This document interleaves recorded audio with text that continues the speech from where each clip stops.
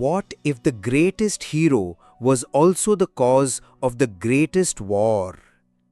Picture this, an ancient battlefield soaked in blood and littered with the fallen. Amidst the carnage lies an old man, his body pierced by countless arrows, creating a bed of pain beneath the open sky. This is Bhishma, the grandsire, the invincible warrior, the man who could choose the moment of his own death but chose to suffer instead. For decades, he was the pillar holding up the Kuru dynasty, the most formidable warrior of his age, a man of unshakable principles. Yet, his legacy wasn't defined by any battle he won or kingdom he conquered. It was defined by a single promise, a vow so extreme, so devastating that it would doom an entire civilization. Tonight, we journey back 3,000 years to discover why a prince, born of a goddess and destined to rule the greatest kingdom on earth, chose to sacrifice everything for love. Why did Devavrata become Bhishma? And how did one man's noble sacrifice become the seed of the most catastrophic war in human history? Our story begins with King Shantanu of Hastinapur, a ruler whose very name meant peace. He was just, he was powerful, and he was beloved by his people. But Shantanu had a weakness. He fell in love easily, and he made promises too readily. Years before our tale begins, the king had encountered a woman of impossible beauty by the banks of the sacred Ganga river. Her name was Ganga, and she was no ordinary woman. She was the river goddess herself, walking among mortals in human form. But divine love comes with divine conditions. "Marry me," she said, "but know this, you must never question my actions, no matter how strange they seem. Promise me this, and I will be yours." Blinded by love, Shantanu agreed. What followed was a horror beyond imagination. One by one, Ganga bore Shantanu 8 sons, and one by one, she carried each newborn to the river and drowned them with her own hands. 7 times Shantanu watched in silent agony as his children disappeared beneath the waters. 7 times his heart shattered, but he had made a promise, and kings must keep their word.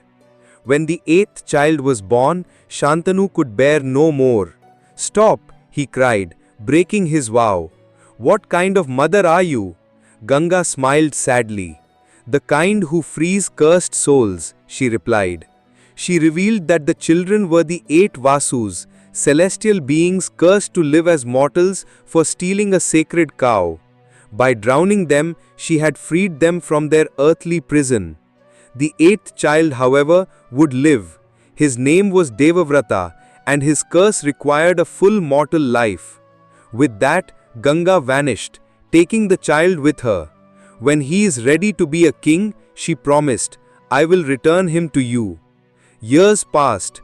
Devavrata returned as promised, a young man of extraordinary beauty, intelligence, and skill.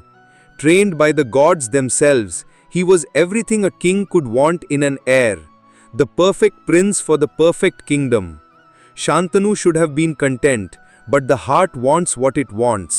One day, while hunting near the Yamuna river, the king caught the most enchanting fragrance on the wind, sweeter than jasmine, more intoxicating than sandalwood. Following the scent, he discovered its source. A young woman of breathtaking beauty, her dark hair gleaming as she worked her father's fishing boat. Her name was Satyavati, and she was no goddess, just a fisherman's daughter who happened to carry the most alluring scent in the world. But to Shantanu, she might as well have been divine. "I must have her," he told himself, his heart racing like a young man's, though he was well into middle age. Shantanu approached her father, Dashraj, a shrewd fisherman who knew opportunity when he saw it. "Your Majesty honors my humble daughter," the fisherman said with a calculating smile. "But I have one small condition." The king's heart sank. "Not again. The son born to my daughter must inherit your throne, not your current heir, no matter how worthy. My grandson must be king." Shantanu stared at the man in disbelief. How could he betray Devavrata, his perfect loyal son? How could he commit such an injustice? Yet how could he live without this woman who had ignited his aging heart? Unable to make such a devastating choice, the king returned to his palace empty-handed and fell into a melancholy so deep that his courtiers feared for his life. Day after day, Shantanu grew more distant, more hollow. He barely ate, rarely spoke, and the light seemed to fade from his eyes. The kingdom began to whisper, was their great king dying of some mysterious illness? Devavrata watched his father's suffering with growing alarm. "What troubles you, father?" he asked repeatedly, but Shantanu would only turn away. Finally, Devavrata turned to the royal minister. "Tell me the truth," he demanded. "What is destroying my father?" When he learned of the fisherman's impossible condition, Devavrata felt his world shift. His father, the man who had taught him about duty, honor and sacrifice, was dying of love, and the only cure would destroy everything Devavrata had been raised to become. Without hesitation, the prince mounted his horse and rode directly to the fisherman's village. Picture the scene. A humble fishing village by the river, and there stands the heir to the greatest kingdom in the world, facing a simple fisherman who holds his father's happiness hostage. "I have come to accept your terms," Devavrata announced, his voice steady as stone. "I hereby renounce all claim to the throne of Hastinapur. I give up my birthright willingly and completely. The sons born to your daughter will be the only rightful kings." Dasharaja studied the young prince carefully. Here was a man who could have simply taken his daughter by force. Kings had done worse for less. Instead, he was offering to destroy his own future. But the fisherman was clever.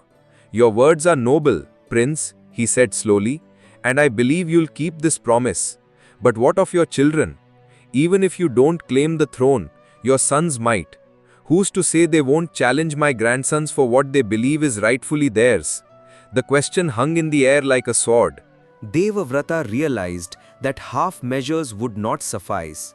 If he wanted to truly secure his father's happiness and eliminate any future conflict, he would have to make a sacrifice so complete, so absolute, that it would end his lineage forever. What happened next has echoed through the ages. A moment when a young man chose love over legacy, duty over desire. Devavrata raised his hands toward the heavens, his voice carrying across the water like thunder. "Then let me remove even that possibility," he declared. "I take a vow before the gods, before the earth, before the sacred fires themselves. I will remain celibate for the entirety of my life. I will never marry. I will never have children.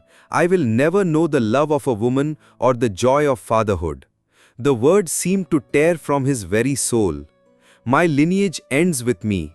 My bloodline dies with me. No son of mine will ever challenge your grandsons, because no son of mine will ever exist." The magnitude of what he was promising was staggering. In a world where a man's legacy lived through his children, where continuing the family line was considered the highest duty, Devavrata was choosing to erase himself from the future entirely. But he wasn't finished. "This I swear by my life, my honor, and my soul. I am no longer Prince Devavrata, heir to Hastinapur. I am the guardian of promises, the protector of this oath until my last breath." At that moment, the very heavens seemed to shudder. The sky, clear moments before, erupted with celestial light. Flowers, roses, jasmine petals began falling like rain from empty air. The gods themselves, moved by such unprecedented sacrifice, appeared in the sky as witnesses. From everywhere and nowhere, a voice boomed across the land. "Bhishma! Bhishma! Bhishma!" The word meant he of the terrible vow, and it would replace his birth name forever. Prince Devavrata had just died. In his place stood Bhishma, a man defined not by what he could become, but by what he had chosen to give up. The fisherman fell to his knees. Never had he imagined that his simple condition would inspire such sacrifice. "Take my daughter," take her with my blessing and my eternal gratitude." When Bhishma brought Satyavati to the palace, King Shantanu was overcome with joy and horror in equal measure. His heart soared to see his beloved, but it broke to understand the price his son had paid. "My child," Shantanu wept, "what have you done? What sacrifice have you made for this old fool's happiness?" "I have given you what you desired most, father. Is that not what sons are meant to do?" Overwhelmed with gratitude and guilt, Shantanu sought to grant his son some compensation for his sacrifice. "Ask anything of me," the king declared, "any boon, any gift within my power." Bhishma thought carefully. "Grant me Ichha Mrityu," he said finally. "Let me choose the time and manner of my death. Let me die only when I am ready to die." It seemed like a fair request, the ability to control his own destiny. Shantanu granted the boon immediately.